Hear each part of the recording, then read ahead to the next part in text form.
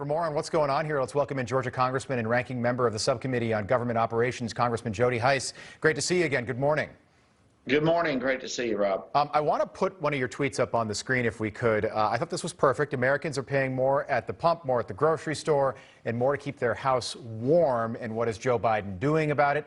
Scrambling to ram his socialist agenda down the throats of the American people. So, Congressman, I get why the Democrats are trying to get these bills through, trying to get these bills passed, both of them. They will have nothing to run on when they go home to their districts as we get closer to the midterms. But do you think there could be a pause on pushing through this $4 trillion bill, especially after those latest approval rating numbers when it comes to the president? I think there absolutely will be. Look, this thing is the size of 2 Bibles. It's like 2,500 pages. No member of Congress has had the opportunity to read it. They're going to cram this yet again through the House on the week of November the 15th. And if it passes, and by the way, they're waiting on a score from the CBO. If the CBO score is anything different from the projections coming from the White House, then all the moderates in the Democratic Party have every reason in the world to vote against it. That was one of their big hurdles to get over, and I'm very confident the CBO score is going to be quite different. But if it passes the House and then goes to the Senate, where there will be hundreds, if not thousands, of amendments, and then come back to the House, this thing has an uphill battle, thank goodness. I mean, this is $4 trillion of socialist policies, all of which will be destructive to our country. Just quickly on the mechanics of how this vote would happen the week of the 15th, which is right around the corner now. Do you think there could be a vote before the CBO comes back with their analysis of the bill? Because that in and of itself would be totally unprecedented.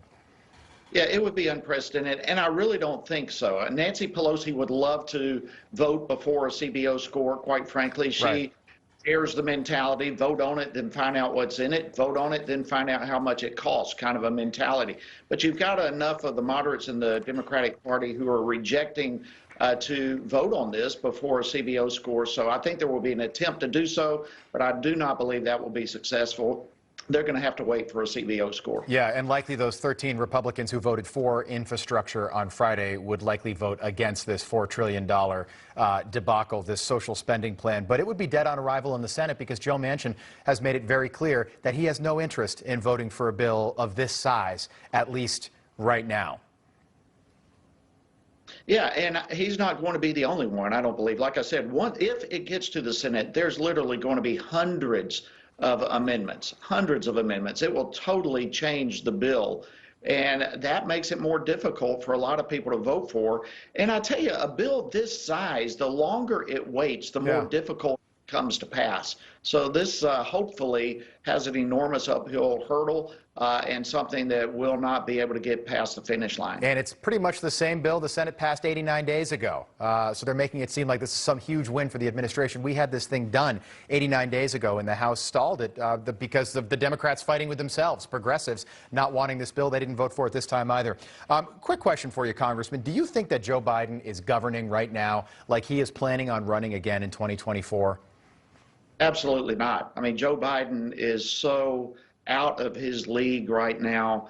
It's sad to watch. He is not capable of running the country. Every decision he is making has not been in the best interest of our country. In fact, it's been harmful.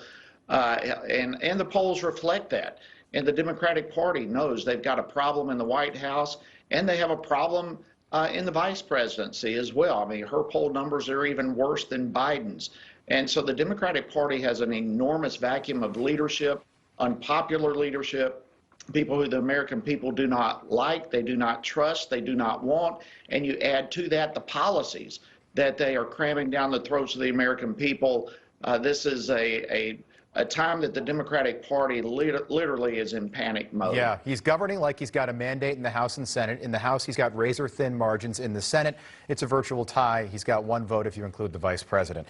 So he's governing a lot differently than the reality, and his approval rating right now, just 38%. Shockingly low considering he's only been in office for less than 10 months.